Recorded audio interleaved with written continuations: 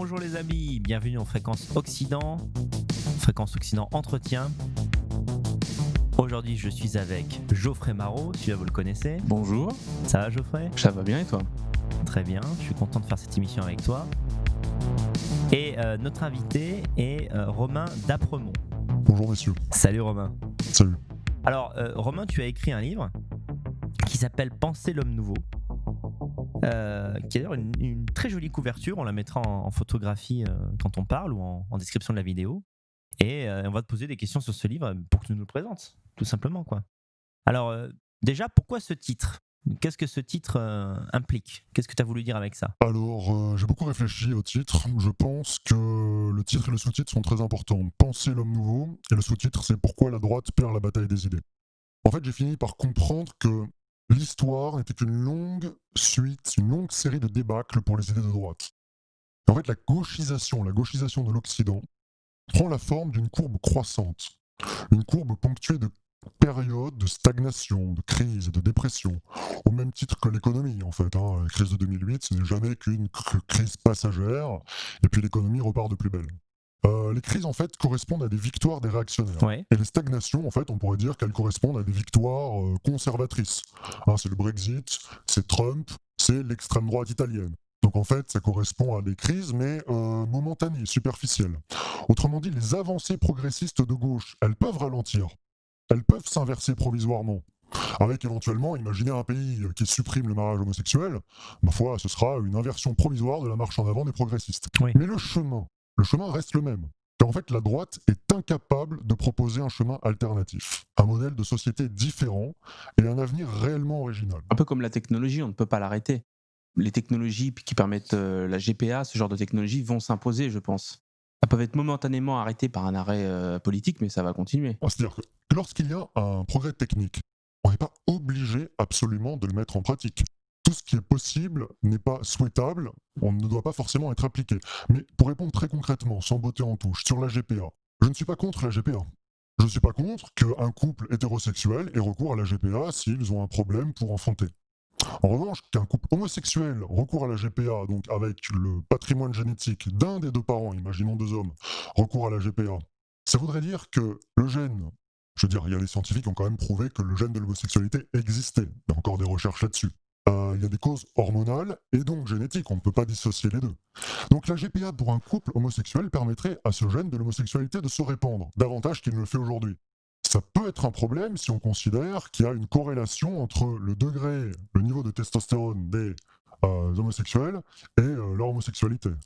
Donc si on pense en termes de défense du groupe, si on pense que la testostérone, ma foi on est obligé de le penser, que la testostérone est nécessaire à la défense du groupe, on peut considérer que si le gène de l'homosexualité se répand, alors le groupe concerné sera mis en situation d'infériorité par rapport à un groupe qui, lui, limite cette diffusion. D'accord. Oui, alors je joue mon rôle d'animateur, j'explique ce que c'est la GPA pour ceux qui ne le sauraient pas. En fait, c'est l'idée d'en passer par une mère porteuse, en fait. C'est-à-dire que ce n'est pas la mère du couple qui enfante, mais en fait, ce sont les gènes du couple dans une mère, en fait. Exactement, avec quand même une émission des gènes tout de même de la mère porteuse, parce que durant la conception de l'enfant, la gestation, il y a quand même une porosité. Une relative porosité. Ah, je savais pas ça. Peut-être pas des gènes, mais alors au niveau hormonal, sans doute génétique aussi. Si, je veux pas dire, je suis pas sûr à 100%, mais il y a quelque chose. Ouais. D'ailleurs, juste une anecdote, Marc-Olivier Fogiel et son mari ont eu recours à la gestation pour autrui pour avoir leurs deux filles. À l'étranger. Et ils ont écrit un livre sur ça, à l'étranger. Oui, parce que pour l'heure, elle n'est pas autorisée en France. D'accord. Voilà. Alors, je crois que tu l'as un peu parlé dans la présentation quand je t'ai demandé le titre, mais quelle est selon toi la thèse fondamentale du livre en fait ? Quel a été ton objectif avec ce livre ? Alors, l'objectif principal, en fait, c'est vraiment d'arrêter la débâcle de la droite, en fait, la débâcle idéologique de la droite. En réalité, la droite, elle est excellente pour une chose, enrayer les avancées progressistes. Elle est très forte à ça. Ouais. La gauche, elle, en revanche, se spécialise dans l'écriture du scénario de l'avenir. En fait, la droite ne fait que perturber le rythme de la marche, jamais proposer un chemin différent. Et pire, en fait, comme je l'explique dans mon livre, les conservateurs de droite sont là pour éviter une fuite en avant, s'assurant qu'on ne brûle pas les étapes. Ouais. C'est-à-dire, en fait, s'assure que la marche en avant des progressistes n'aille pas trop vite. Et c'est une tâche utile. C'est une tâche utile, mais tout entière au service de l'entreprise des progressistes. Et en fait, sans cette régulation, de la part des conservateurs. La révolution anthropologique mise en œuvre par les progressistes de gauche, elle s'emballerait, elle déraillerait. La société, elle se cabrerait, elle réclamerait une politique réactionnaire. Et donc, en fait, prévenir la réaction suppose de procéder par petits pas. Et les conservateurs, à ce titre, sont les idiots utiles de la gauche, et ils s'assurent qu'on n'aille pas trop vite. À ce titre, je les décris comme les agents régulateurs de la révolution libérale permanente. En fait, ton idée, c'est que la droite, en gros, modère la création du monde de demain par la gauche, et que finalement, c'est quoi? Il vaudrait mieux soit proposer un nouveau modèle nous-mêmes, soit en fait arrêter de jouer les gardiens pour laisser les gauchistes et les progressistes se planter totalement. C'est ça, en Et fait. créer les conditions d'une révolution, si je comprends bien. En fait, c'est comme une soupape, quoi, finalement. C'est une soupape qui laisse échapper la vapeur, mais ce que tu voudrais, c'est que la vapeur ne s'échappe pas et que ça explose. Pour prendre une image un peu Je veux simple. tout simplement, effectivement, que le chemin ne soit pas, que la cadence de marche ne soit pas ralentie, mais que le chemin soit différent. Autrement dit, au lieu de continuer de créer, simplement ralentir la marche de la création de l'homme nouveau de gauche, et qu'on ne me dise pas que l'homme nouveau de gauche est une impossibilité. Il ne cesse d'advenir. Baladez-vous dans les rues de Paris, et dites-moi si l'homme des rues de Paris n'est pas différent que le chevalier médiéval. Par petites touches, évidemment, à l'espace d'1-2 générations, on ne voit pas tellement la différence. Mais si on observe sur le temps très long, l'homme change. En fait, la grande erreur, l'erreur suprême de la droite, c'est de croire que la nature humaine est figée, qu'elle est immuable. Ou en tout cas de faire comme si elle était immuable. Alors je ne prétends pas que la nature humaine n'existe pas. Il existe des caractéristiques communes à toutes les races et à tous les peuples, une espèce de point commun à tous les homo sapiens. Mais la nature humaine, elle évolue. On le sait au moins depuis Darwin. Et du coup, quel est le moteur de cette évolution ?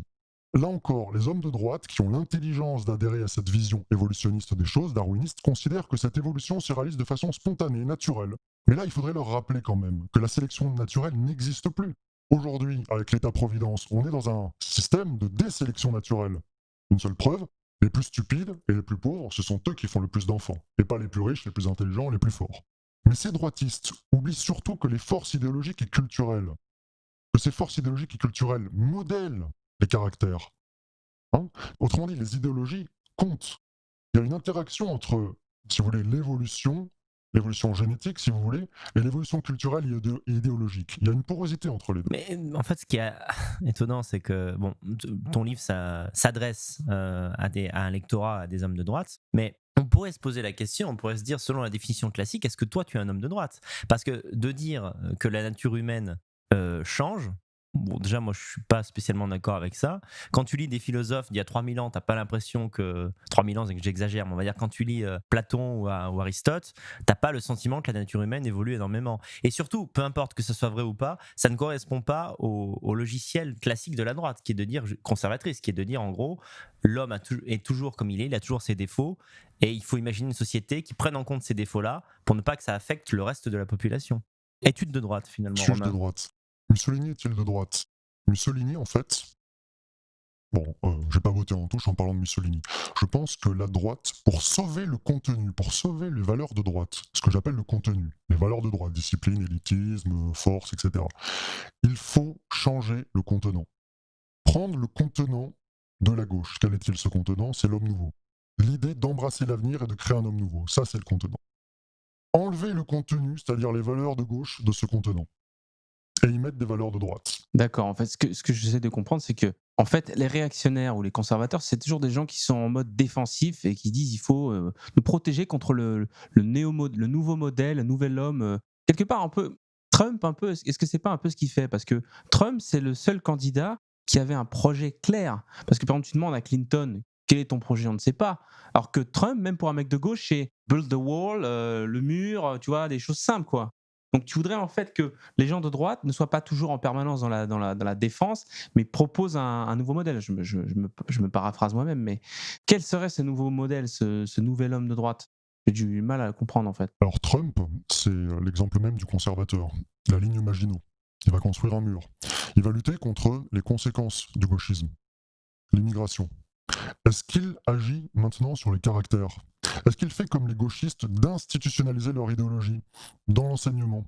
Est-ce qu'il va dépêcher des agents qui contrent les effets, non seulement qui contrent les effets des agents de la théorie du genre, ou du pacifisme, ou tout ce que vous voulez, ou de ce que j'appelle l'hostilatrie, l'amour des ennemis, qui est très chrétien, est-ce qu'il va se contenter de limiter ça ou est-ce qu'il va proposer un modèle nouveau? Il ne propose Et il absolument a pas de peut-être les modèle mains nouveau. liées aussi. T'imagines envoyer des agents de contre-propagande dans les universités, faudrait virer les profs, enfin, c'est la révolution Bien quoi. sûr qu'il a les mains liées. Parce qu'en fait, il y a un totalitarisme mou qui s'est installé. Sauf que lorsque les conservateurs de droite ont la chance enfin d'être aux manettes du pouvoir, est-ce qu'ils entreprennent de détruire institutionnellement l'idéologie des gauchistes? Non. Ils se contentent de, avec les outils disponibles, les faibles pouvoirs du président américain, ils se contentent d'hérisser des digues. Alors, concrètement, comment créer un homme nouveau de droite? Mais par exemple en reprenant le modèle du scoutisme, en recréant un service militaire, ou plutôt paramilitaire, non pas pour défendre le pays. Je veux dire, la France n'est absolument pas menacée aux frontières. Elle est menacée. C'est pour ça que j'ai arrêté d'apprendre la géopolitique, ça suffit. Enfin, j'ai lu beaucoup de bouquins dessus. Apprendre la stratégie militaire. Je veux dire, nos frontières, on les défend sans aucun problème. Le problème, c'est à l'intérieur. C'est-à-dire que les mentalités sont suicidaires. Mhm. Un scoutisme militarisé, comme le scoutisme originel, avant que son fondateur commence à être gagné aux idées pacifistes, ça endurcirait les caractères de la nouvelle génération. D'accord. Un peu sur le modèle, si vous voulez, des jeunesses Balila en Italie ou des jeunesses hitlériennes. Moi, je préfère prendre le modèle du fascisme que du nazisme. Hein. Mhm. Ça, c'est plus vendeur et Ça bon, fait moins mal aux fesses aussi au niveau judiciaire. ouais, aussi. Mais je pense qu'on n'en a pas besoin aussi. Ouais. D'accord, je suis d'accord avec toi, mais le problème c'est comment concrètement on arrive au pouvoir ou comment concrètement fait-on pour créer cet nouvel homme, quoi, cet nouvel homme de droite, parce que on est tous d'accord avec ça, mais la question c'est toujours la question des étapes. Oui, parce que par exemple, j'ai tout à fait compris ta réponse et c'est vrai qu'elle est intéressante parce que, en fait, il y a toute une génération à rééduquer, comme l'a fait à une époque le marxisme culturel en s'infiltrant dans les Tout à fait. universités Ouais. et dans les sphères journalistiques et in fine dans les sphères du pouvoir. Mais j'ai du mal à comprendre comment on peut renverser la balance tant la domination du gauchisme est puissante, notamment à la faculté. Et la faculté, c'est... En fait, on a beau se moquer des étudiants, etc. Ce sont les élites de demain. Ce sont ces gens-là qui, en fait, finalement, apprennent à nos gosses ce qu'ils doivent penser. Alors, plusieurs questions. Comment arriver au pouvoir? Bon alors, effectivement, la victoire, arriver à l'hégémonie culturelle à la Gramsci, le problème c'est que effectivement les enfants issus d'un couple de gauchistes vont être attirés bien plus facilement par les métiers de journaliste, professeur, etc., que les hommes de droite. Donc on est en infériorité Je là-dessus. pense que Geoffrey parlait du pouvoir culturel. On ne te demandait pas comment on fait pour devenir président et dominer la Terre, mais juste comment faire en sorte que la société devienne de droite, comme l'a réussi la gauche après la Seconde Guerre mondiale. Déjà, il faudrait que les élites, une fois qu'elles prennent le pouvoir, les élites conservatrices de droite, comme Trump, comprennent que s'ils réalisent la thèse du livre, s'ils réalisent qu'en fait, ils ne sont au pouvoir, que c'est une formidable chance de changer les choses une fois qu'ils sont au pouvoir, et que ériger des digues n'est pas suffisant, je pense que c'est eux qu'il faut convaincre. Bien sûr, on ne peut pas convaincre la base, hein, c'est pas elle. Enfin, tout marche par la conversion des élites à cette espèce de nouvelle mystique de droite. Voilà, Charles Péguy parle de mystique. Gustave Le Bon explique bien que face à une mystique de gauche, seule une mystique de droite peut Qu'est-ce que tu venir entends à par bout d'une mystique de mystique? gauche. Une mystique, c'est-à-dire cette espèce de mythe de l'homme nouveau. Il faut réhabiliter l'idée de mythe, les mythes du surhomme nietzschéen, hein, pas besoin de l'emprunter aux nazis, hein, ni même aux fascistes, hein, c'est dans les écrits de Nietzsche. Hein, c'est-à-dire Nietzsche politisé, si Nietzsche s'intéresse aux masses, ce qu'il ne faisait pas, hein, ou plutôt on va nuancer, il s'y intéressait mais à moitié, ça donnerait en fait le fascisme. C'est ça que j'appelle mystique, pas une religion. Pas une religion dans le sens où on va réhabiliter l'idée de Dieu, mais une fois, voilà, une fois dans l'avenir, en l'horizon nouveau et en la possibilité, la nécessité de changer l'homme. Parce que de toute façon, l'homme change. Aujourd'hui, l'espèce dégénère. Ne serait-ce que parce que les plus pauvres, les moins intelligents se reproduisent Ce qu'on davantage. appelle le digénisme. Digénise, oui, une désélection sociale, c'est ça, d'où la nécessité. Justement, tu évoques Nietzsche, alors tu lui consacres un chapitre entier dans l'ouvrage. En quoi la pensée de Nietzsche est aussi centrale pour toi et dans le monde actuel? Alors, Nietzsche, je le considère comme le père spirituel de la droite révolutionnaire, autrement dit, de cette famille de droite à laquelle appartient le fascisme. Nous avons énormément de commentateurs de Nietzsche qui essayent de l'émasculer, de le dédroitiser. En fait, Nietzsche, ses idées sont vraiment... Enfin, dans Nietzsche, il y a toutes les solutions pour que la droite cesse de perdre le combat idéologique. son mythe du surhomme, son mythe du sous-homme, hein, qui est une très bonne discipline en fait. Quand on fait honte aux enfants, par exemple aux enfants qui ne cherchent pas à se dépasser sur le plan physique ou intellectuel, en fait, qu'est-ce qu'on brandit derrière? On brandit le mythe du sous-homme, la menace de cette dégénérescence perpétuelle. Il ne faut pas croire non plus que Nietzsche parle du surhomme uniquement sur le plan intellectuel.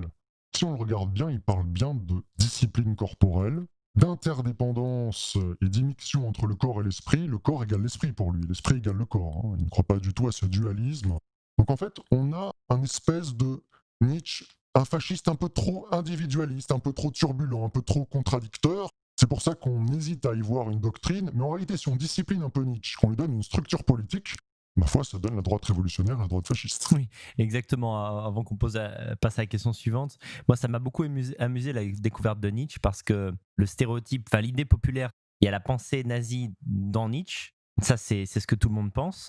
Ensuite, quand vous allez à la faculté, vos profs vous disent mais pas du tout. Nietzsche, en fait, c'était pas du tout un nazi. Les nazis n'ont rien compris. Ça, c'est la deuxième étape. Ensuite, vous lisez Nietzsche et vous dites mais les profs sont idiots parce que c'est totalement du nazisme. Non, mais Nietzsche, le problème, c'est que les gens le prennent au sérieux uniquement quand il s'éloigne du fascisme et du Exactement, ouais. nazisme. Moi, je vais Exactement. vous citer des phrases de Nietzsche, alors du Nietzsche, hein.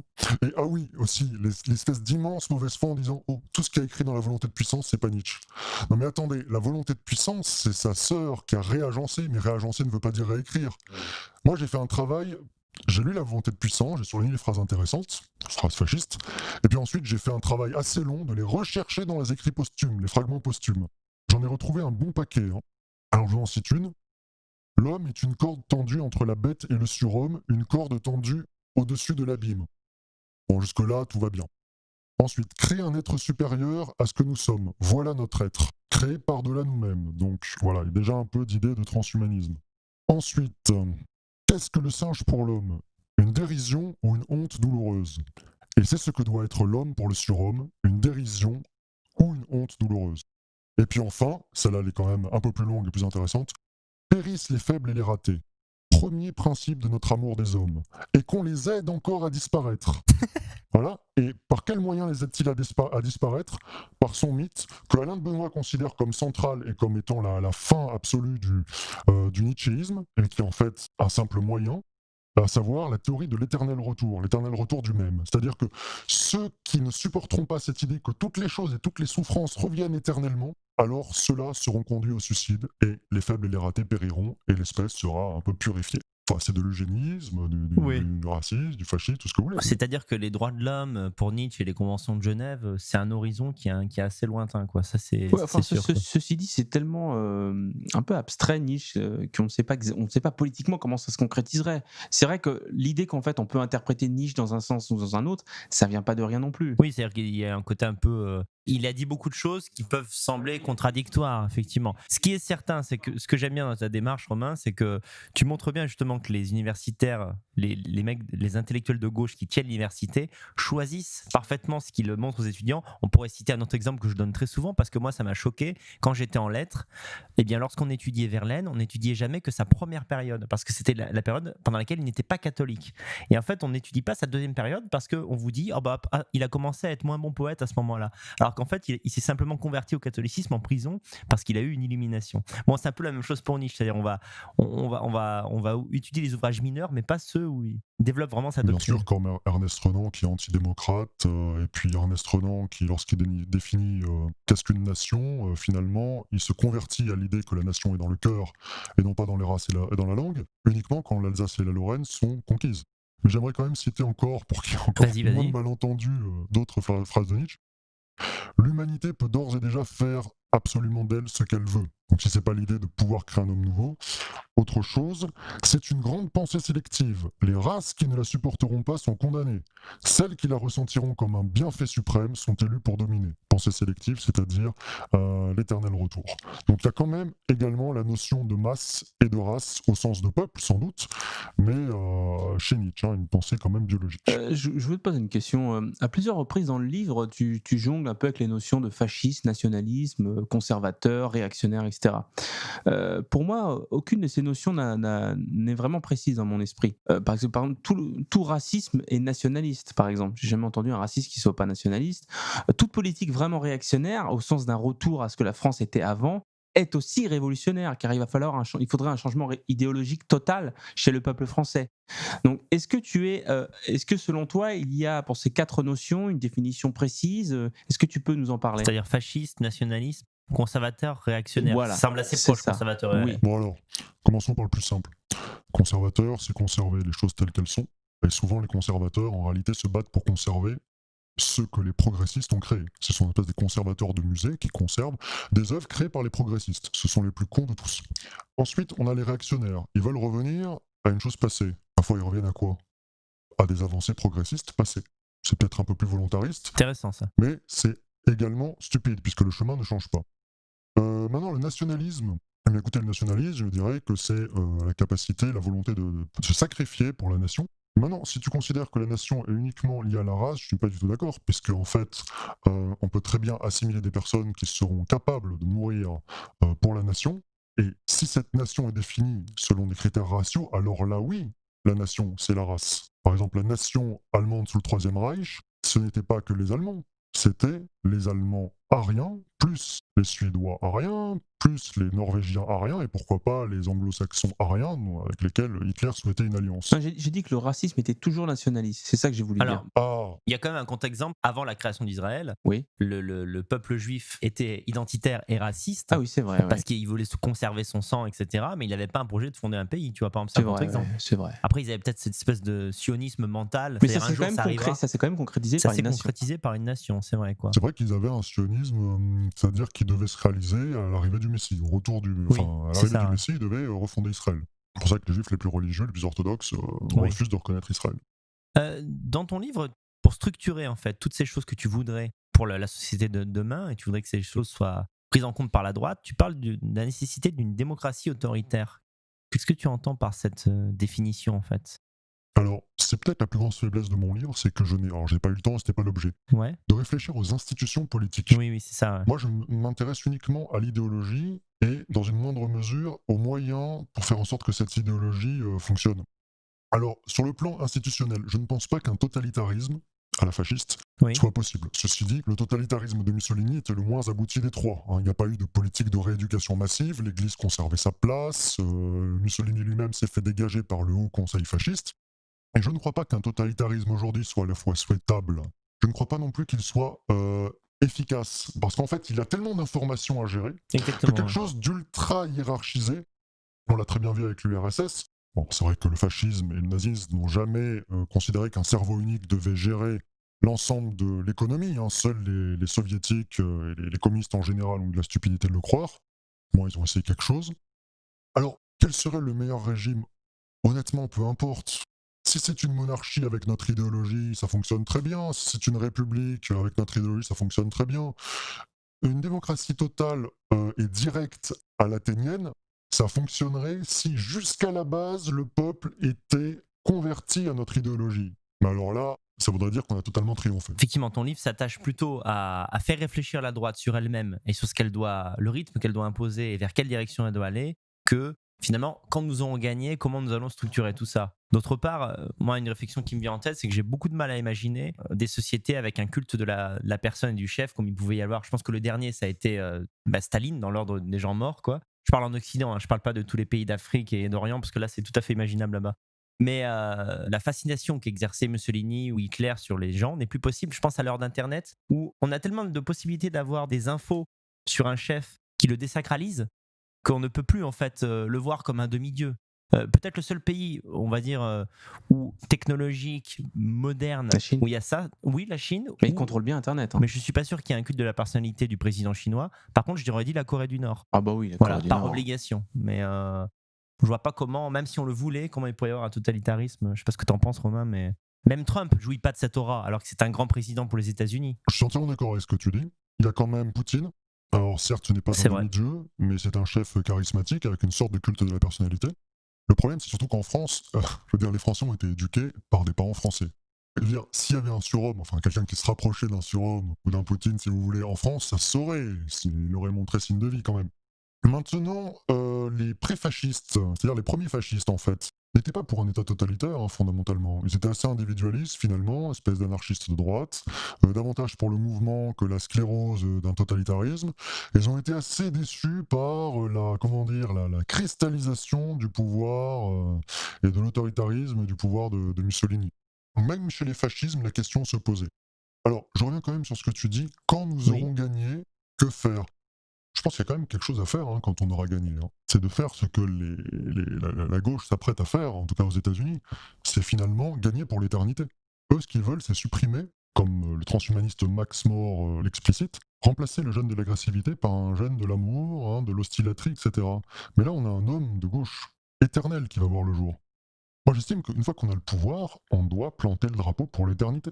Créer enfin un surhomme génétiquement de droite. Et ne pas se gêner pour le faire. Il ressemblerait à qui, Sérum?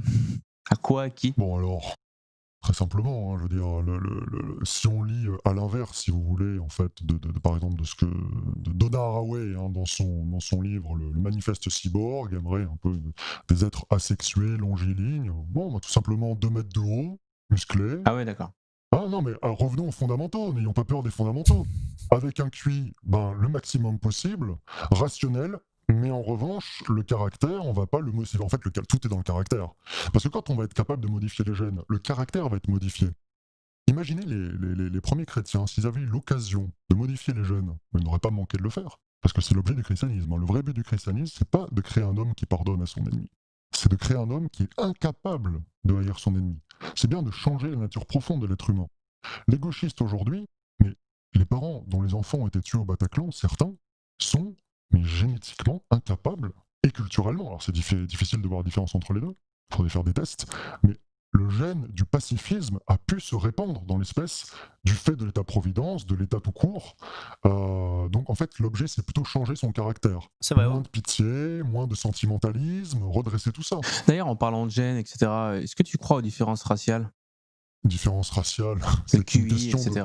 c'est une question de taxinomie. Est-ce que je crois au vert et est-ce que je crois au jaune? Où mettre la limite entre le vert et le jaune? Oui. Où mettre la limite entre la race blanche et la race caucasoïde, si vous voulez, la race congoïde? Ma foi, quelque part au milieu du Sahara. Évidemment, vous avez les Marocains qui ont 20% de gènes congoïdes. Alors on va dire, oh, il y a une fabuleuse continuité. Enfin, si on parle de continuité, ça prouve bien que ça change quand on passe d'un endroit de la droite à un autre. C'est comme la continuité des couleurs. C'est une question de taxonomie. C'est la même chose quand on vous dit tu généralises. Il n'y a pas de pensée sans généralisation et simplification. Justement, Est-ce que l'espèce humaine existe? Il y a toute une D'accord. continuité entre Et le sans singe et rentrer l'homme. dans les détails comme ça, donc tu es d'accord qu'il y a des différences importantes d'intelligence entre les races? entre les peuples, si tu préfères. Mais c'est évident. Évident, d'accord. Non, Je mais ne sais c'est pas, je te évident pose dans la le sens question où- pour que dans le sens notre où, auditeur le regarde, sache. Il y a des différences physiques. Les Tibétains respirent mieux sur les hauts plateaux qu'un Nordique. Les Pygmées sont plus petite taille, et certains peuples sont capables de faire des apnées plus longues. Mais enfin, le cerveau, c'est quoi? C'est pas du physique, c'est une âme. Alors, à moins de croire à l'âme, de croire qu'on a tous exactement la même âme et la D'accord. même intelligence, le cerveau, c'est Très du bien. physique. Et juste, intéressant, l'homme de Java prouve bien que l'homme peut dégénérer. Alors, quel miracle, nous serions tous égaux aujourd'hui, alors que dans l'histoire, il y a eu un homme qui s'est rapetissé, cerveau compris.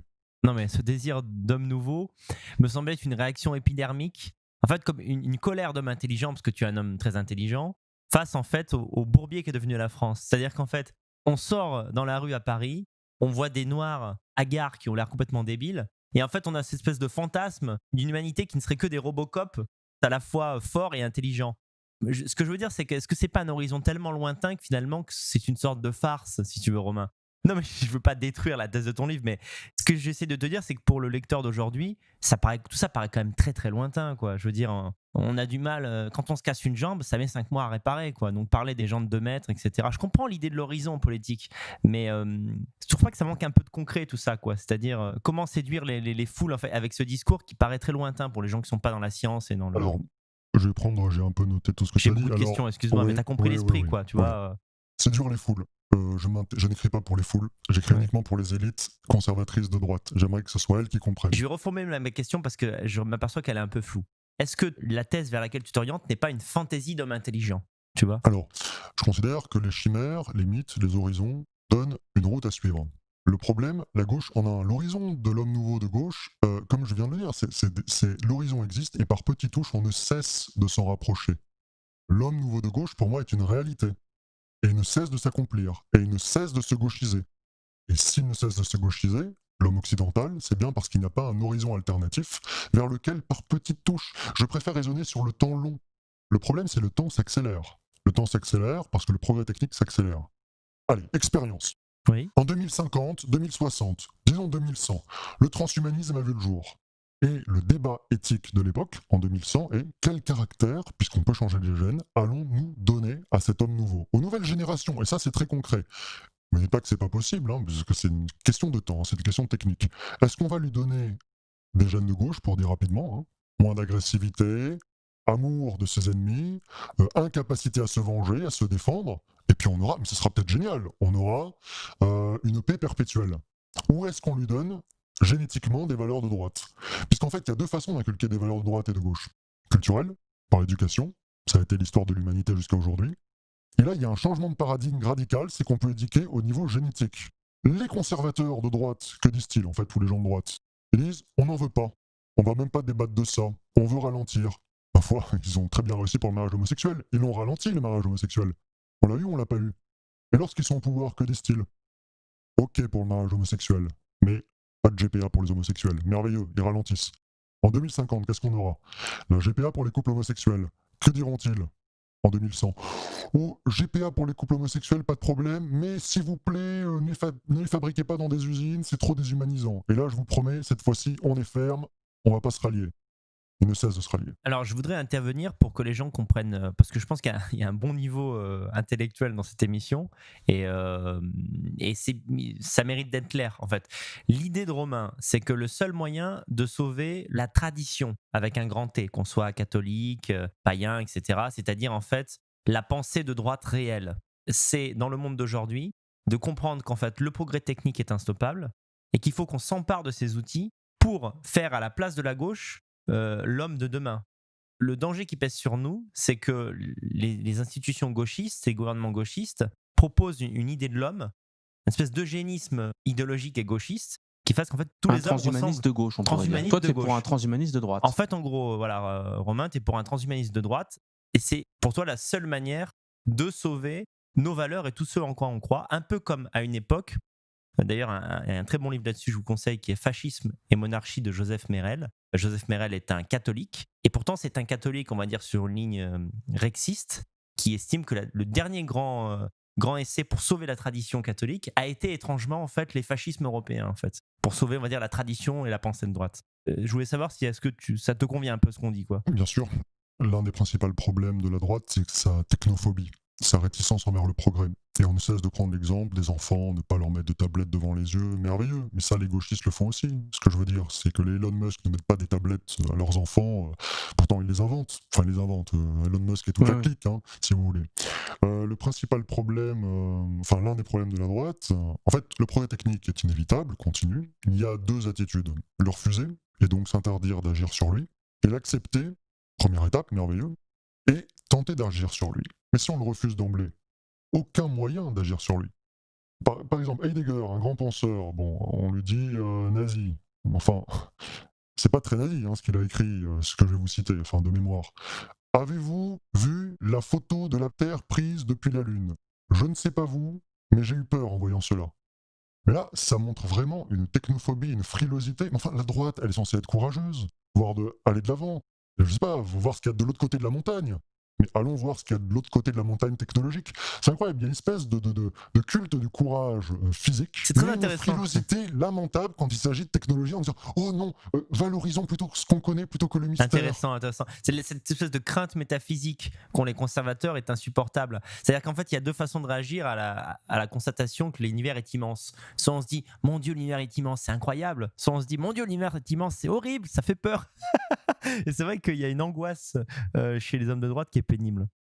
Alors, sans réelle transition, mais il y a quand même quelque chose qui est intéressant vraiment dans le livre, c'est l'idée que l'immigration-invasion, malgré tout ce qu'elle peut avoir de destructeur pour la société, elle peut permettre, par un effet un peu paradoxal, aux hommes européens de se réveiller. Donc, tu abordes ça. Il y a quelques citations, je ne sais pas si Geoffrey, tu veux les lire et commenter. D'accord. Alors, tu écris: survient la divine surprise. Tout comme les invasions barbares ont amorcé la militarisation du christianisme, l'invasion arabo-africaine pourrait bien nous aguerrir, amorcer un processus de réendurcissement, nous délivrer de nos lubies postmodernes, du type théorie du genre, qui n'ont plus lieu d'être dans le dar al-Arab, le domaine de la guerre, ça veut dire. Hein. En gros, tu penses que cette calamité est également le seul moyen de réveiller l'homme occidental, finalement. Alors, j'essaye de voir un peu l'aspect positif des choses.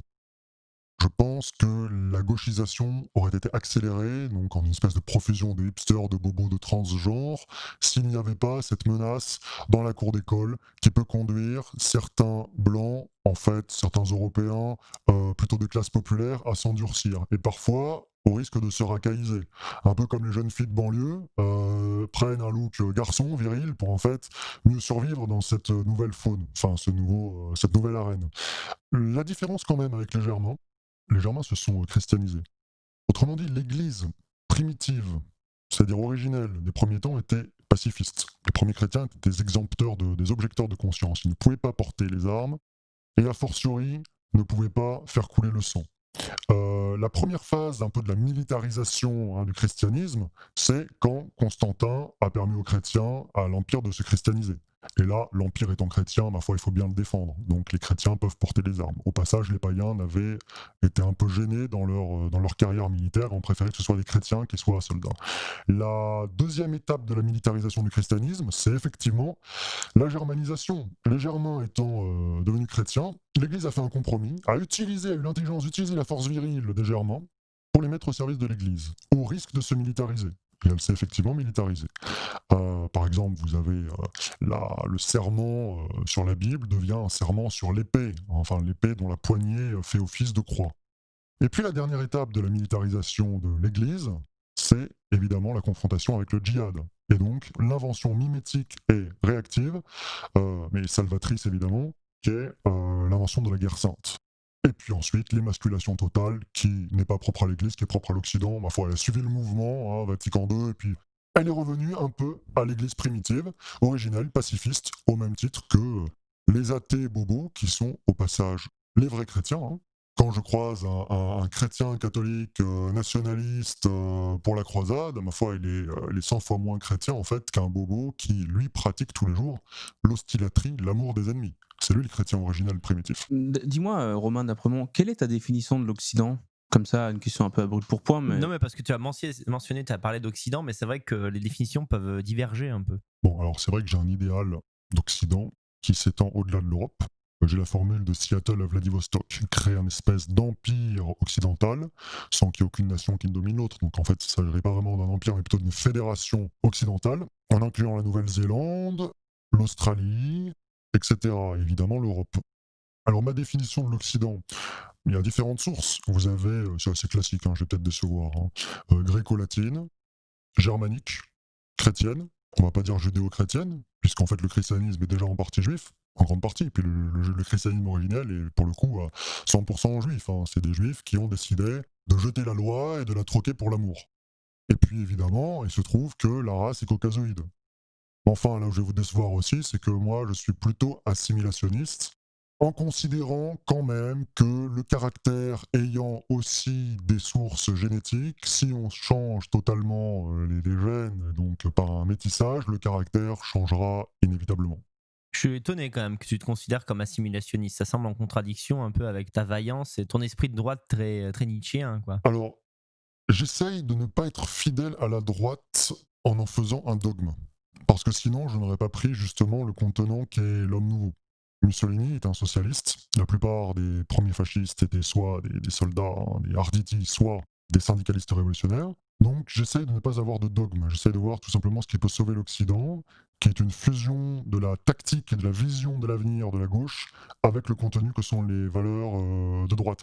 Je ne vais pas dire comme De Gaulle, ou alors même comme l'un des fondateurs de la phalange espagnole, que, ma foi, l'homme doit être à la fois de gauche et de droite, prendre la pitié d'un côté et puis la discipline de l'autre. Non, non. 100% de droite, mais la tactique et la vision du futur doivent être de gauche.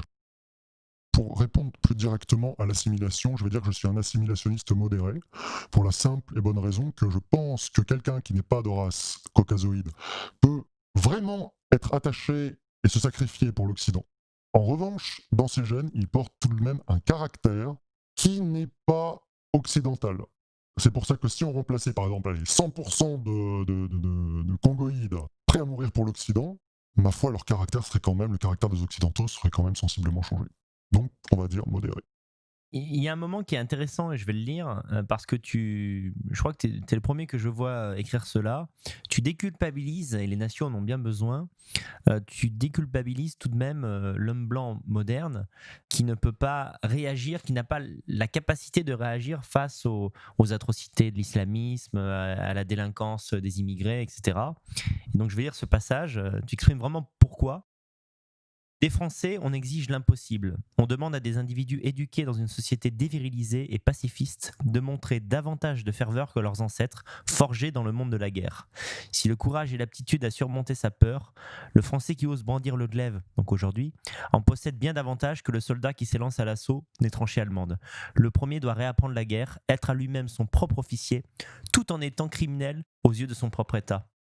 Je trouve ça très pertinent. Parce qu'il ne s'agit pas de justifier l'acte en lui-même, mais quand on pense par exemple au destin d'un homme comme Breivik, on voit énormément de solitude là-dedans. Et je veux dire, encore une fois, même si on considère que c'est un criminel, même si on est nationaliste, on peut dire qu'il a tué des enfants, c'était pas bien, etc., c'était atroce. Mais imaginez tout de même le degré d'héroïsme romanesque et tragique d'une telle vie. C'est-à-dire que c'est un homme qui se sacrifie, qui passe sa vie en prison, qui a tout fait tout seul. Il n'a pas eu de mentor. Il a appris à faire des bombes, il a appris son plan a duré des années. Et à présent qu'il est en prison, à part quelques nationalistes blancs ou racistes isolés dans le monde, grosso modo, tout le monde considère que c'est un malade mental et la société ne le valide même pas. Il n'y aura jamais de statut Breivik, etc.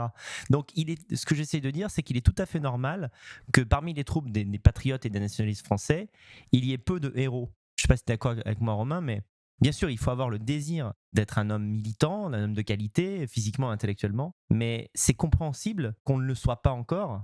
On essaye en fait finalement d'être l'homme de droite rêvé, alors qu'on n'a pas la possibilité de l'être dans ce monde en fait. Oui, bien sûr, sans parler de la moralité ou non de l'acte de Breivik, non, moi je n'encourage pas du tout, loin de là, parce que je pense que comme sur le plan ne serait-ce que tactique, Hitler a nuit beaucoup à la cause du nationalisme et Breivik aussi.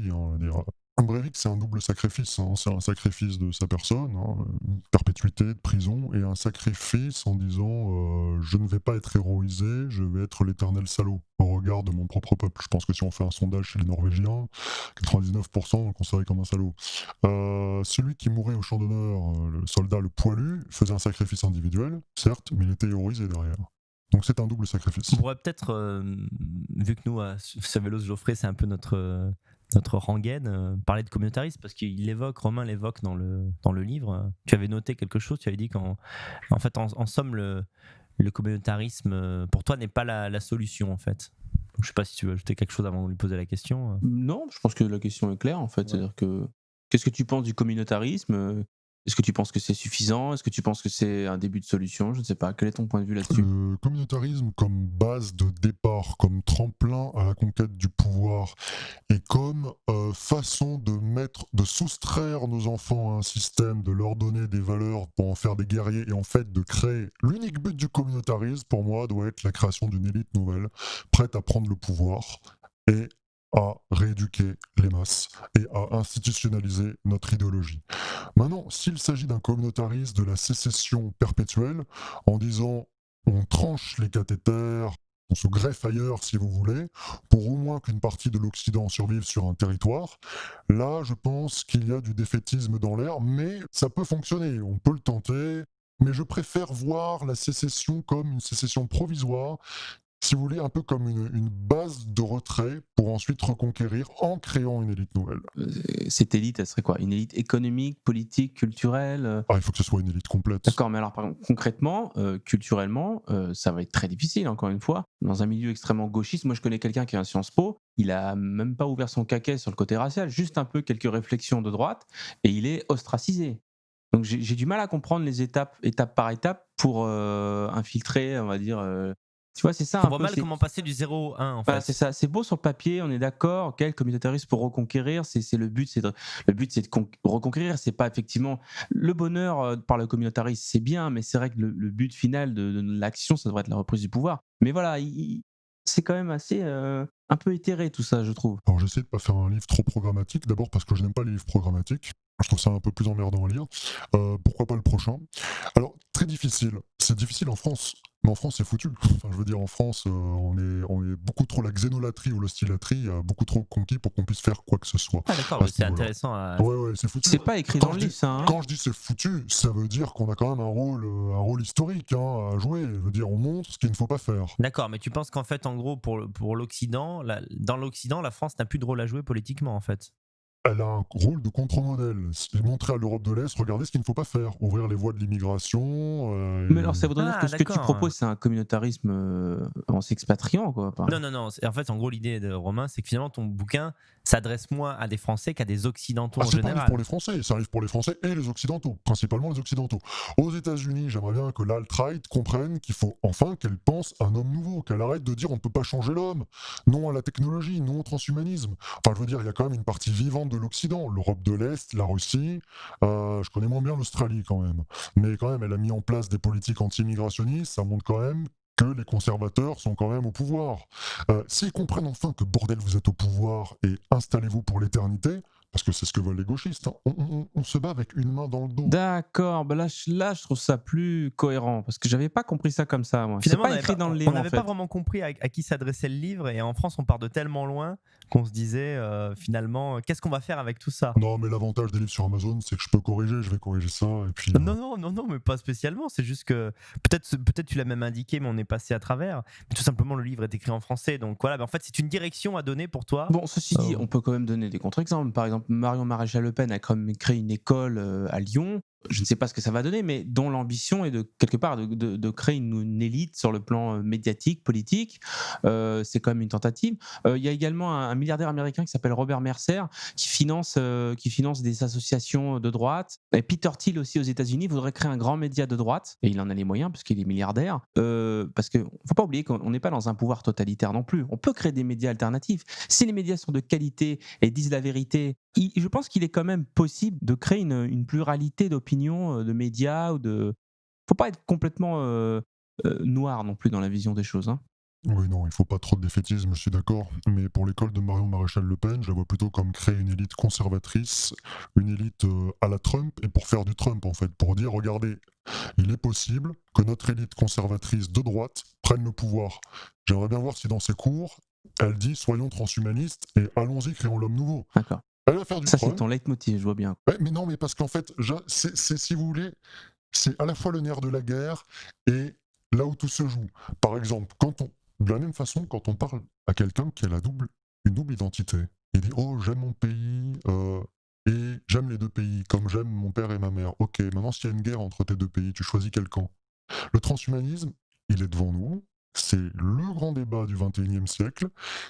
Enfin, on va être capable, pour le pire ou pour le meilleur, de vraiment créer un homme nouveau en faisant de l'ingénierie génétique. Comment vous positionnez-vous par rapport à ce qui arrive?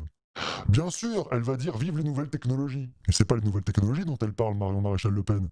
C'est les anciennes technologies. Enfin, non, les portables, on va arrêter d'appeler ça des nouvelles technologies. Hein. Je veux dire, ça fait quand même 30 ans qu'on a des portables, des ordinateurs. Ok, super, ils sont mis au téléphone portable. Ils ont compris, à l'inverse de ce Finkielkraut un peu débile sur les bords en termes de technologie, très intelligent par Un ailleurs, vieux con. qu'il fallait un ordinateur et un téléphone portable. Super. Mais les nouvelles technologies NBIC transhumanistes, qu'est-ce qu'on en fait? Même erreur. On n'en veut pas. Non, mais tu mets vraiment le doigt sur un problème fondamental. D'ailleurs, Laurent Alexandre pense que dans le futur, la division sera plus entre la droite et la gauche, mais entre les pro-technologie et les bioconservateurs. Et finalement, la droite est très bioconservatrice. Même une partie de la gauche l'est. Par exemple, des gens comme Mélenchon sont souvent opposés à la technologie. Par exemple, l'ingénierie génétique, ça les fait bondir. C'est même pas imaginable pour eux. Et donc, c'est vrai que je préférerais, moi aussi, évidemment, en tant que transhumaniste et en tant qu'homme de bon sens, que la droite arrête ses conneries et s'intéresse vraiment à ces sujets. Mais c'est très bien que tu parles de Laurent Alexandre. La droite, en écoutant Laurent Alexandre, devrait se sentir giflée. C'est-à-dire que, en fait, Laurent Alexandre dit il y a deux catégories. Ceux qui sont contre le transhumanisme, comme tu as dit, c'est son terme bioconservateur, et ceux qui sont pour le transhumanisme. Il ne prend même pas en compte la possibilité que le débat du XXIe siècle soit entre trois camps, les bioconservateurs, les transhumanistes de gauche et les transhumanistes de droite. On n'est même pas prévu hypothétiquement dans les camps qui s'esquissent. On n'existe pas là-dessus, C'est pas une gifle, c'est une bifle. si tu veux. Mais est-ce que finalement, parce que je parle à deux transhumanistes alors que moi je ne le suis pas, mais c'est une autre question, est-ce que votre idéal il n'est pas en train d'être réalisé par l'Asie un peu? Si. La Chine, le Japon, c'est ça finalement. Si, mais bon, ce sont pas des occidentaux, on n'a pas le même caractère. La Chine est quand même effrayante, c'est quand même une cyberdictature. Attends, non, je ne dis pas est-ce que c'est bien ou pas bien, je dis juste cet horizon, on va dire, d'hommes de droite. Prenons le Japon par exemple. Moi je trouve que quand on lit un bouquin de Guillaume Fay comme l'archéofuturisme, moi tout au long du livre, je me suis dit finalement ce qu'il est en train de décrire c'est la société japonaise. Une société qui reste très traditionnaliste dans son rapport en fait entre les hommes et les femmes, la famille, la construction d'une société, ce qui est mal et ce qui est bien, tout ça reste figé. Mais le Japon est totalement ouvert aux nouvelles technologies. Au Japon, on ne cherche pas à avoir des immigrés à bas coût, on crée des robots. Donc finalement, est-ce que, pour une raison un peu que j'ignore, est-ce que l'Asie ne réalise pas cet idéal mieux que les Occidentaux? Oui, c'est intéressant. Alors, on a en fait, on aurait différents transhumains. On aurait les transhumains états-uniens qui seraient excessivement des transhumains de gauche. Puisque la plupart des transhumanistes américains, Max More, comment il s'appelle l'autre, Ray Kurzweil, etc., sont progressistes de gauche. Et puis en Asie, on aurait, alors les Japonais, alors moi je les vois pas tellement comme de droite. Pour moi, les Japonais, c'est un peu comme les Allemands, Empire. Ils sont passés de samouraï à Pokémon, et plutôt gentil Pokémon. C'était moi un gentil Pokémon, je les connais pas. Pikachu. Ouais, Pikachu par exemple, encore il envoie de la foudre. Donc l'homme nouveau japonais serait plutôt ouais, un espèce de gentil japonais avec un QI de 200. Rondoudou, voilà. Ouais, voilà. J'en ai trouvé un rondoudou. Avec Les Togepi. Chinois maintenant, On va monter le niveau de l'émission. j'ai jamais réfléchi, mais est-ce qu'on pourrait considérer les Chinois comme de droite? Pour moi, les Chinois seraient une espèce de droite gestionnaire, pragmatique, un peu à la Deng Xiaoping. Vous savez ce que disait Deng Xiaoping dans les années 80, à mort de Mao, en disant peu importe que le chat soit noir ou blanc, l'important c'est qu'il attrape les souris. Donc peu importe que le système soit communiste, peu importe les valeurs en fin de compte, ou capitaliste, l'important c'est la croissance économique. J'ai été extrêmement déçu par les Chinois, d'ailleurs j'en ai rencontré. Bon, les Chinois, c'est un peuple extrêmement terre à terre, sans aucune profondeur, d'une grande efficacité, un peuple ingénieux, mais il n'y a aucun génie, aucun élan vital, si vous voulez. Hein. Mais ils pourront nous massacrer, ça, il n'y a aucun problème. Alors, en fait, ce que je voulais dire, c'est effectivement, tu as raison. D'ailleurs, c'est une question intéressante. Les Asiatiques, enfin les Chinois ou Japonais, sont-ils de droite selon nos critères? Les Chinois ont-ils une âme? Ça, c'est encore une autre question. Mais ce qui est certain, c'est qu'ils conservent une grande partie de leur tradition tout en étant tournés vers l'avenir. En ce sens, ils réalisent un peu cet idéal archéofuturiste selon la définition de Faye, mais qui est aussi un peu le tien, c'est-à-dire en gros les valeurs guerrières pour l'Occident. L'équivalent pour l'Occident, c'est les valeurs guerrières et la sagesse philosophique des Grecs à l'heure des téléphones portables et de Tesla. C'est ça en fait l'idée. Oui, à nouveau, j'enlèverai les valeurs guerrières. Pour moi, les Américains les ont totalement émasculés en leur montrant qu'ils avaient intérêt à manifester leur volonté de puissance, un peu comme les Allemands, plutôt en produisant des robots, des voitures, qu'en produisant des porte-avions nucléaires et en dominant militairement. Donc en fait, ils ont un peu leur amour-propre blessé, les Japonais l'ont complètement réorienté vers des technologies utilitaires, une espèce de soin à la personne, ils font plus d'enfants, voilà, une espèce de monde, un peu un paradis enfantin. C'est de grands enfants les Japonais, hein. C'est pas un modèle à suivre. Hein. Non, mais ce qu'il faut comprendre, je pense, dans la question de Daniel, c'est que autrefois, l'Europe était universellement un modèle, on va dire, pour toutes les nations, comme la Turquie, comme plein d'autres nations. Finalement, c'est vrai que moi, en tant qu'Européen, j'ai des yeux d'amour pour la Chine par rapport à ce qu'ils font technologiquement, par rapport à leur capacité à avoir rattrapé leur retard technologique. C'est ça, en fait, je pense que ce que veut dire Daniel, c'est que c'est vrai que le modèle, la Il y a une réalité, c'est réussite quand même. ah oui, c'est Tout une de même réussite, qu'après quoi. le Japon, après la capitulation et la défaite en 45, que le Japon en soit où il en est aujourd'hui, ça montre quand même que le modèle est fonctionnel. Et ce sont des sociétés qui ne sont pas décadentes. Oui, alors bien sûr. Alors on a en fait en Chine une volonté de puissance, une volonté de revanche, une volonté de domination aussi qui s'explique par l'histoire. Jamais dans l'histoire de l'humanité, la Chine n'a dominé le monde. Or, les Européens, ils ont déjà été champions du monde, ils ont déjà leur médaille suspendue. Maintenant, ils veulent montrer qu'on peut être un chrétien parfait, faire le premier pas, et être le premier peuple qui, ma foi, le premier peuple qui trouve la formule de la paix perpétuelle. Hein, cet idéal chrétien, en fait. La Chine comme modèle également, alors pour son amour de la technologie, là je suis entièrement d'accord. Je veux dire, regardez le sondage dans les jeunes couples chinois, pour revenir à un sujet dont on a peu parlé, le transhumanisme. Ma foi, les Chinois sont à 50% favorables à améliorer intellectuellement leur enfant via la voie génétique. Et en France, je crois que c'est 13% ou 30%, j'ai oublié. Oui, d'ailleurs, quand tu parles de projet de paix perpétuelle, c'est l'argument de départ d'un excellent livre de René Barjavel que je vous conseille, qui est La Tempête. Et en fait, sans vous spoiler tout le livre, l'intérêt, c'est que, en tout cas, l'argument d'intrigue, c'est de dire, c'est très bien, il n'y a plus de guerre, tout le monde s'aime, bisous bisous, mais le problème, ensuite, c'est la surpopulation. Donc, en fait, ce pacifisme international crée ensuite la surpopulation et donc la possibilité de l'homme mourrait en fait de sa propre incapacité à se battre avec d'autres hommes. C'est Alors là, oui, c'est intéressant, mais je le répondrai, la surpopulation ne serait plus un problème. Parce qu'en fait, la volonté de puissance, si on supprime la volonté de puissance sur le plan militaire, on la supprime également sur le plan de la procréation. Je pense que des peuples sans aucune volonté de se projeter militairement, il y a une corrélation aussi avec des peuples qui n'ont plus envie de se projeter génétiquement en donnant la vie. Alors, à un moment donné, tu parles des élites et tu dis ceci. Donc, on va dire nos gouvernants. Ils savent, mais ne font rien, notamment au sujet de l'immigration, invasion, la démographie africaine, ce genre de choses. Par lâcheté ou persuadés de leur impuissance, spectateurs d'un engrenage infernal. Ce court extrait donne à penser que tu ne crois pas qu'il y a une volonté politique bien pensée par les élites de tiers-mondiser en quelque sorte l'Occident et surtout ses basses couches. D'ailleurs, on a l'impression qu'en fait, après c'est peut-être juste un extrait isolé, hein, mais on a l'impression qu'en fait, finalement, Macron ne sait pas exactement ce qu'il fait. Il poursuit un programme que d'autres ont amorcé avant lui et il ne voit pas où ça va le mener.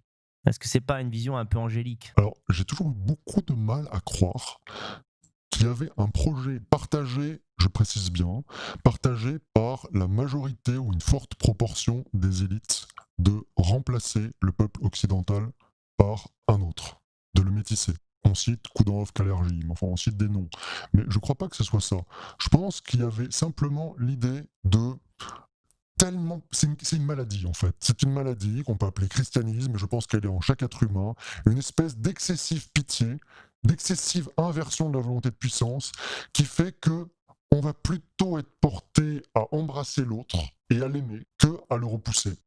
Les Hollande, les Gérard Collomb, quand ils disent, comme Hollande le dit, la partition est en marche, ou Collomb qui dit qu'on sera bientôt les uns face aux autres, je pense qu'ils sont sincèrement inquiets de l'avenir, mais tout simplement, celui qui se mouillera, imaginons socialiste, Gérard Collomb arrive au pouvoir et qui dit, ma foi, nous serons dans l'avenir face à face, arrêtons l'immigration, supprimons le droit du sol.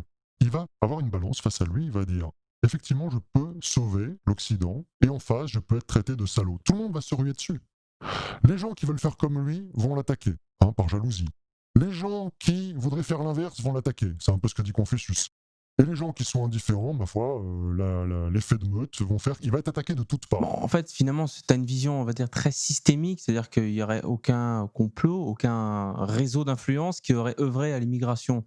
Mais quand même, quand on s'intéresse à ce sujet, il y a quand même une convergence d'intérêts entre le grand patronat, une partie de l'élite juive aussi qui voulait beaucoup d'immigrés, peut-être dans un but de revanche sur la France, ou peut-être par peur du nationalisme. Il me semble quand même que, sans tomber dans le complotisme, il y a quand même eu des lobbies qui ont œuvré à ouvrir les vannes de l'immigration. Oui, bien sûr, il y a eu des lobbies.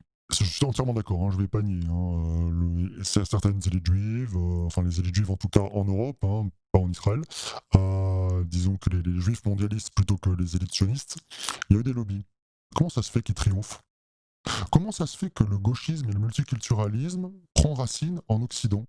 comment ça se fait que ce soit uniquement dans les zones chrétiennes qu'il prend racine? Et comment ça se fait qu'il prenne racine uniquement justement dans les zones catholiques et non pas orthodoxes? Les orthodoxes voyant le Christ un peu comme un Christ roi, un Christ un peu viril, comme ça, conquérant. Pourquoi ça ne prend pas en Chine? Alors on peut me dire Hitler allait trop loin, bien sûr, ok. Mais pareil, pourquoi Hitler a vu le jour sur terre chrétienne si ce n'est une excessive réaction au christianisme? Autrement dit, il y a un terreau, le christianisme, sur lequel pousse la plante gauchiste et Oh multiculturaliste. là là là là. C'est lobby, mais c'est le paradis, c'est la cour de récré. Ils font ce qu'ils veulent. Il y a une telle mauvaise conscience, les 2000 ans de christianisme ont tellement fait un bon travail de suppression de l'instinct de survie, qu'il suffit d'avoir l'argent, l'organisation, et vous êtes les maîtres. Prenez les mêmes élites et mettez-les en Afrique subsaharienne, en Chine, enfin, ils n'ont aucun espace de manœuvre. Explosion des commentaires négatifs dans 3, 2, 1. Tu fais pas semblant d'être Nietzschéen en tout cas, quoi. En fait, ton idée, c'est qu'en gros, le désir des élites juives après la guerre de dire plus jamais ça et de réussir en fait à se mettre à l'abri et chapercher une fois pour toutes en détruisant les nations, en faisant en sorte qu'il y ait une immigration massive, etc. Et de mettre cette idée dans les gouvernants puis dans la tête du peuple. En quelque sorte, c'est la pluie qui s'abat sur une voiture. Et en Europe, il n'y a pas eu d'essuie-glace. Et pour toi, un des, en tout cas le principal coupable, c'est le christianisme en fait. C'est très bien que tu résumes comme ça avec la plaie carrosserie, je dirais, structurellement, il y a un terreau chrétien. Conjoncturellement, c'est le bon moment, il y a Hitler.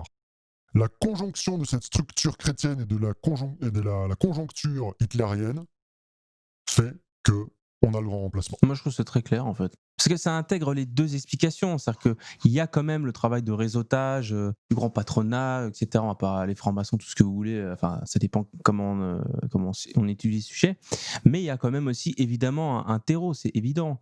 Je veux dire, par exemple, on a vu récemment, dans Fréquence Occident, on a vu un article sur la Corée du Sud où il y a un peu d'immigration clandestine. Et les Coréens, ils ont fait une manifestation à 700 000, alors qu'il y a très peu d'immigrés, pour massivement rejeter ça. Donc, il y a quand même une vulnérabilité, un terreau, une vulnérabilité culturelle en Europe. C'est une maladie, tu vois, il y a quelque chose qui ne va pas en fait. C'est ça qui veut dire, je pense. Là où je ne suis pas tout à fait d'accord, c'est que, en fait, en écoutant Romain et toi, Geoffrey, qui est d'accord avec lui là-dessus, on a l'impression que, quoi qu'il arrive, le christianisme allait mener à ça. Je ne suis pas certain que quand on est en plein milieu du Moyen-Âge et que le christianisme est chevaleresque et valeureux, est-ce que dans tous les scénarios possibles, ça allait conduire l'homme blanc à la faiblesse? Je ne crois pas. Il y a eu des accidents de l'histoire. Moi, personnellement, si tu me demandes à moi, mais je ne suis pas l'invité, mais moi, je ne pense pas que c'est le christianisme. Je pense que c'est le mode de vie des Occidentaux, des Blancs, qui les a ramollis, qui les a dévirilisés. Je pense que le christianisme, ce n'est qu'une idéologie, en fait, mais c'est ce qui est fondamental, c'est le mode de vie. Ça me donne l'occasion, justement, ce que dit Geoffrey me fait penser à une question, Romain. Est-ce que tu ne crois pas que le confort technologique va obligatoirement de pair avec une mollesse des individus? C'est-à-dire, c'est ça que je voulais dire tout à l'heure quand je disais, j'espère que tu l'as pas mal pris, ou qu'en fait, quand on lit ton livre, on se dit que tu voudrais un peu des Robocop occidentaux un peu partout.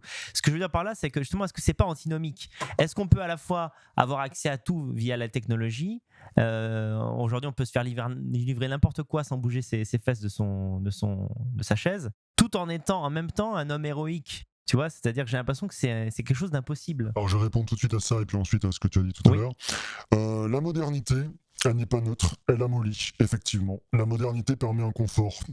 C'est pour ça que les fascistes ont bien compris que dans une période de modernité, il fallait une excessive rigidité disciplinaire. Les Romains n'avaient pas besoin qu'il y ait une idéologie d'homme nouveau, une idéologie d'excessive discipline. Elle était naturelle à leur époque, il n'y avait pas ce confort, il n'y avait pas cette nécessité de lutter contre une mollesse permise par la technologie. En revanche, notre époque exige effectivement cette discipline accrue. Alors, autre chose, tu as dit que on essayait de compléter un peu. Pourquoi l'Occident se suscite-t-il? On a dit le christianisme, Hitler, très bien. Vous rajoutez l'élément important, effectivement, la modernité technologique. Enfin, les Japonais, bon, on a dit que c'était des gros bébés, d'accord, mais les Chinois en connaissent aussi une modernité, et pourtant, ils n'arrivent pas à nos travers. Mais c'est vrai qu'ils se féminisent également, qu'ils se ramollissent. Donc ça, je suis entièrement d'accord avec l'effet négatif de la modernité. Il y a une autre raison pour laquelle l'Occident n'a plus cette volonté de puissance, remarquez, je l'ai déjà dit tout à l'heure, c'est qu'il a déjà dominé le monde. C'est-à-dire qu'il arrive à un stade de satiété. Il n'a plus rien à prouver, si vous voulez. Alors que les autres peuples ont encore encore tout à prouver. Aucun autre peuple, ni l'islam, voilà, ni la Houma, ni les Chinois, n'ont jamais dominé le monde. Je pense qu'il y a encore une plus grande frustration chez les Chinois, c'est qu'à l'inverse des musulmans, les Chinois avaient la capacité au XVIIIe siècle de dominer le monde. Avec la flotte de Zheng He, 300 vaisseaux, immenses comme ça. Les nefs de l'amiral Zheng He faisaient de l'ombre, évidemment, même aux flottes espagnoles, mais ils ne l'ont pas fait. Et pourquoi ne l'ont-ils pas fait, les Chinois ? Pourquoi n'ont-ils pas dominé le monde ? Pourquoi n'ont-ils pas embrassé les possibilités technologiques, poudre à canon, etc. Pourquoi ont-ils détruit la seule voie ferrée que connaissait la Chine, construite par les Occidentaux, début du 19e siècle ? C'est que c'était un peuple excessivement conservateur. Et je crois que, intuitivement, les Chinois ont compris que ce conservatisme leur a fait manquer la domination mondiale. C'est pour ça qu'aujourd'hui, ils sont si technophiles. C'est pour ça que les Japonais aussi ont été si technophiles. Ils se sont fermés à l'Occident. Et puis ils ont vu les navires du Commodore Perry là, débarquer et couler une partie de leur flotte, ou en tout cas les intimider. Par réaction, ils sont très forts pour tirer les leçons de leurs erreurs jusqu'à l'extrême. On l'a dit au début de l'émission, ton livre est plutôt destiné à un lectorat de droite, qu'il soit français ou non, donc il y a une visée un peu tout le monde occidental. Il y a pas mal de références à des auteurs connus de l'extrême droite française. Est-ce que tu dirais que le milieu nationaliste français est un petit peu coincé dans des vieilles références? J'ai l'impression que tu les as utilisées non pas comme hommage, mais pour faire comprendre à ce vieux monde de la droite dissidente de quoi tu veux parler, quoi. Alors honnêtement, je les ai avant tout cités parce que je les ai lus, je les ai aimés, j'ai essayé de faire un travail sérieux en disant je n'ai pas réinventé l'eau chaude et je cite de grands auteurs. En revanche, oui tu as raison, j'essaye de faire en sorte que la droite ne soit pas piégée dans un dogme. Les dogmes, empêchent d'évoluer. Donc toute démarche dogmatique, à mon avis, est à abandonner. Parce qu'en fait, finalement, on va être plus fidèle au dogme que ce à quoi sert le dogme, c'est-à-dire la défense de l'Occident. Tout à fait, D'accord. c'est bien dit. Ouais, effectivement, c'est bien formulé. Par rapport à la question que je viens de te poser, un de mes objectifs pour l'année de 2019, ça va être de mener une lutte idéologique. Un jour, j'ai employé le mot guerre et un mec m'a dit « Comment ça, tu veux la guerre civile entre nations ?» Bon, bref, on voit qu'il y a un haut niveau intellectuel derrière tout ça. Mener une lutte contre ce que j'appelle l'extrême droite antiraciste. On pourrait faire un jeu et dire l'extrême droite gauchiste. Parce que pour moi, en fait, la frontière entre la fausse droite ou la mauvaise droite et la bonne droite, c'est l'acceptation de l'importance de la biologie et de la génétique. Et c'est en ce sens que je me retrouve proche de toi. Il y a un des passages où tu cites l'exemple des jumeaux. Tu dis les études sur les jumeaux monozygotes, qui partagent près de 100% de leurs gènes, élevés séparément, conduisent aux mêmes conclusions. Une part notable du caractère ne provient pas de l'éducation et de l'environnement, mais du patrimoine génétique. Le cas de Bridget et Dorothy est à ce titre surprenant. Séparées à la naissance, elles sont réunies par le chercheur Tom Bouchard, qui remarque qu'elles portent chacune 7 bagues au doigt.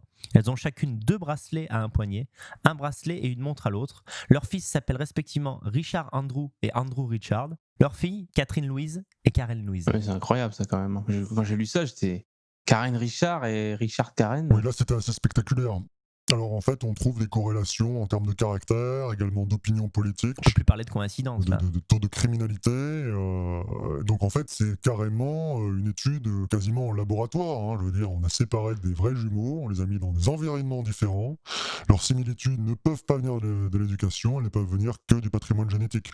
Vous étendez ça aux différentes races et on a clairement la preuve que une grosse part, pas 100% certes, mais de au moins 50% du caractère qui est déterminé par des causes génétiques. Moi, ce que j'essaie de dire par cela, au-delà de promouvoir les excellents moments de ton livre, c'est que la France est en retard par rapport à d'autres pays occidentaux parce qu'elle n'intègre pas le facteur ethnique à sa réflexion. Il y a cette chose si bien connue que lorsque on regarde une fiche Wikipédia en français, la race, l'ethnie de telle ou telle personne et personnage dont on parle n'est pas mentionnée, contrairement au Wikipédia américain, par exemple. Comment tu penses qu'il est possible de faire entrer ce logiciel dans la tête des droitards français, Alors, des droitistes? peut-être, parmi toutes les possibilités, de la même façon que les scientifiques adeptes du progrès ont fait honte au camp, on va dire, traditionnaliste, en leur disant « enfin, vous êtes complètement archaïque, complètement obscurantiste ». Leur faire honte par rapport à la vérité, une vérité scientifique. Aujourd'hui, mais même quand on regardait, attends, on regarde une vidéo, est-ce que les races existent? Dirty Biology, 600 000 vues. Que dit-il sur les races? Fondamentalement, il dit, bon, bah maintenant ça s'appelle population. C'est tout, c'est un problème de taxonomie. Et il dit bien, il commence la vidéo en disant, est-ce qu'il serait scandaleux de dire que des Asiatiques font des choses, ne peuvent pas faire des choses que des Européens peuvent faire, etc. Il fait toute une liste, et à la fin il dit, ça vous choque, n'est-ce pas? Oui, mais c'est scientifiquement vrai. Digérer le lait, par exemple. Il y a coévolution entre les pratiques culturelles, élever des vaches, et la génétique. Voilà. Après, le problème ensuite, c'est est-ce qu'il faut être considéré qu'il y a une infériorité, une hiérarchisation possible? Enfin, évidemment. On hiérarchise les Éthiopiens sont au top en termes de course. Il suffit de regarder les QI, les Chinois sont à peu près à 105, je crois, bon, les Juifs Ashkénazes, ils sont pas mal aussi, 106, les Européens sont environ 100, bon, il y a une hiérarchie, elle n'est pas dramatique, c'est pas comme s'il y avait il n'y a pas autant de différence entre les êtres humains, enfin, les êtres humains entre eux qu'entre Homo sapiens et les chimpanzés. Bien sûr qu'il y a des noirs bien plus intelligents que certains blancs, aucun problème. Mais comment on fait pour faire passer cette putain d'idée dans ce milieu antiraciste? Je disais en faisant honte, simplement, il y a une vérité scientifique, si vous refusez de la voir en face, ça implique un manque de probité, un manque de courage, un espèce de dogmatisme, un politiquement correct, un conformisme qui est intolérable de trouver à droite. Vous avez le camp du courage. Le courage physique, certes, bon, je sais pas si vous le prouvez tous les jours pour le courage physique, mais en tout cas, voilà, vous n'êtes pas des espèces d'êtres anémiques en jean slim, et putain, ayez un courage intellectuel, et ayez une espèce de jouissance, il ne faut pas que ce soit trop extrême, mais une jouissance d'être seul contre tous. Seul contre tous. Moi, j'aime bien être seul contre tous face aux nationalistes. Quand j'ai des cathos tradis, je les respecte, mais j'aime bien qu'on m'attaque. J'aime bien rendre les coups. D'ailleurs, c'est beaucoup plus passionnant. Il y a un panache à être un homme de droite que les gens doivent retrouver. Les jeunes, ça frite, quoi. L'exemple qu'il a donné est très bon, de voir qu'une chaîne aussi mainstream que Dirty Biology est finalement plus subversive d'une certaine manière que Roger Olindre, par exemple, c'est sur la question ethnique. Non, mais tout ce qu'elle dit, voilà, Dirty Biology dit, et je pense qu'il a en grande partie raison, la division des différentes populations qu'il y a aujourd'hui, génétiques, la division en termes de race a été en grande partie imparfaite. Ouais, mais enfin, les mecs qui classaient, c'était début 19e, début 20e. Ils redéfiniraient les contours de la race aujourd'hui. Et c'est une catégorie taxonomique. Regardez, Néandertal et Homo sapiens, ma foi, on a deux espèces différentes. Vraiment? Bah non, c'est un entre-deux, c'est une spéciation en cours. La preuve, Sapiens ou Néandertal se sont entreviolés, parce que on peut pas faire croire qu'ils sont tombés amoureux, et ça a conduit certains humains, européens et asiatiques, à avoir des gènes de Néandertal. D'accord. Pour résumer, Romain, comment tu donnerais envie à mon public de lire ce livre, en plus de tout ce qu'on vient de se dire? Je veux dire, en plus de la couverture? Oui, qui est très belle, effectivement. Ouais. Je donnerais envie en disant que c'est un livre à mettre entre toutes les mains.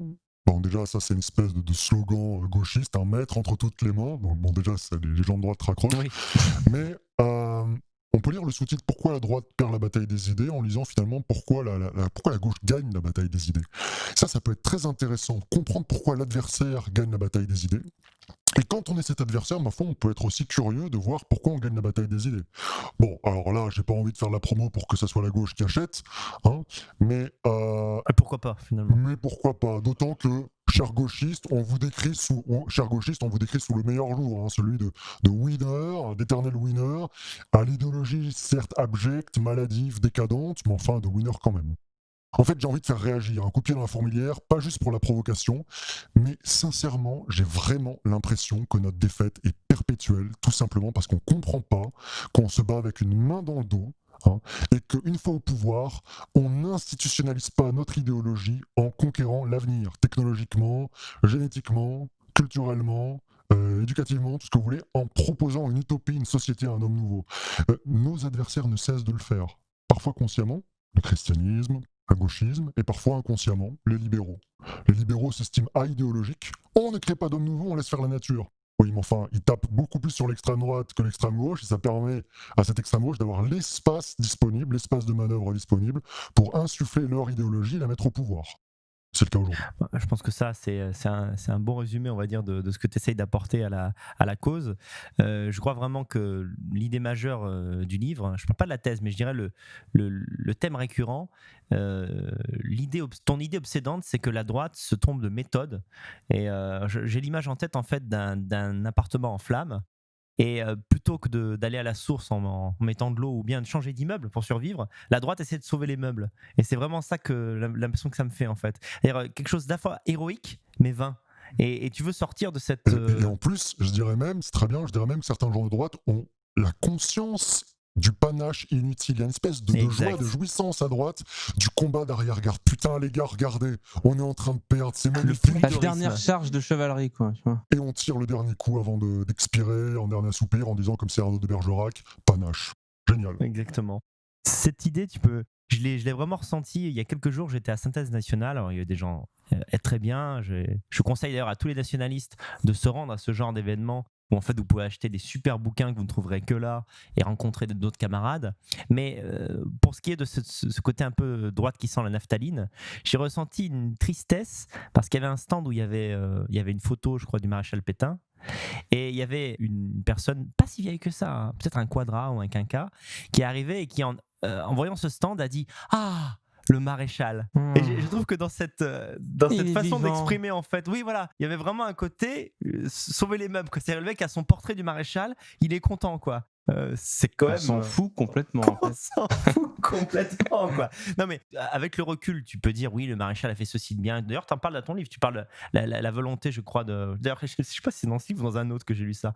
Non mais le fait que la révolution conservatrice du maréchal, c'est une volonté de droite au départ. Il y a quelque chose qui relève de l'action. Oui, ne pas revenir à la monarchie, ne pas faire l'erreur des réactionnaires. En revanche, moi, ce qui me plaît dans le régime de Vichy, c'est plutôt l'école des cadres d'Uriage, qui sont ensuite passés à la résistance, et qui ont finalement moins servi à combattre les Allemands qu'à essayer de gagner la bataille des esprits. C'est vrai, voilà. Suffit leur idéologie, ce que De Gaulle n'a pas fait. Il s'est quand même fait dégager par des gamins qui taguaient les murs. Voilà, tu m'as rappelé ce que je voulais dire de cette manière. Quand il y a les slogans révolution conservatrice, il y a une vraie volonté pour le maréchal Pétain de profiter de ce pouvoir qu'il a de manière un peu surprise, voilà, pour dire bon, on va changer l'institution, on va faire une école de droite, on va faire une pensée c'est pas droite. Ce que tu voulais dire en fait. Ce que c'est ces gens-là qui sont dans une religion du maréchal Pétain. Ce qui m'a fait mal au cœur, c'est que pour ces gens-là, le maréchal Pétain a encore quelque chose de vivant dans l'atmosphère, alors qu'il est mort depuis des décennies. Et ça m'a fait mal. Oui, je me suis dit, c'est manquant. Cette espèce de culte des ancêtres. Vous voyez ce que dit Maurice Barrès ? Oui. Non, je ne sais plus qui d'ailleurs, je crois que Maurice Barrès, les morts nous commandent. Oui. Enfin, si les morts nous commandent, on n'a pas besoin de les ériger en gouvernants. Oui. On n'a pas besoin, ils coulent en nous. Soyons vivants, c'est tout. J'espère que le public a bien compris que là, c'était pas, je bâchais pas le maréchal Pétain. C'est la même chose pour les hitlériens qui vibrent lorsqu'ils voient l'image d'Adolf Hitler. Moi, j'ai connu des mecs comme ça, quoi. C'est-à-dire, ils restent 10 minutes comme ça fascinés. Je dis, mais attends, Hitler est mort depuis. Dans 5 minutes, ça suffit. Voilà, ça va, calme-toi, quoi. Alors, Romain, donc tu es l'auteur de ce livre Penser l'homme nouveau, qui est vraiment très intéressant et j'invite mon public à se le procurer. Alors, ton nom, c'est d'Aspremont. Ça s'écrit avec un S. Ouais, Apremont. On dit Apremont, mais c'est pour que vous le tapiez bien sur Google. Ça s'écrit Aspremont. A-S-P-R-E-M-O-N-T. Pensez l'homme nouveau, sous-titre Pourquoi la droite perd la bataille des idées. On vous mettra un lien en description de la vidéo, en commentaire épinglé. Et si vous tapez ce titre sur Google, vous tomberez sur le livre qui se commande sur Amazon. Ouais. Donc les prix, c'est 9€, je crois, de mémoire, 9,80€ en papier, et 3,50€ en format Kindle. Pas cher en plus. Ouais. Pas cher. Je me fais pratiquement pas de marge dessus. D'accord. Oui, c'est vraiment pour la cause, quoi. Oui, écoutez, je sais que de toute façon mes articles se liront beaucoup plus, mais c'est quoi en gros, je vais être honnête, 9,80€, je me fais à peu près 1,50€, 1,80€ de marge sur le livre broché, et le Kindle, je me fais à peu près 2€, 2,40€. C'est pas comme cet enculé de Conversano qui vend son Désolé Jean-Pierre à 20 balles, quoi. Je veux dire, c'est autre chose, quoi. Mais il ne passe pas par Amazon, Amazon, c'est vrai que ça fait tomber les prix. C'est vrai.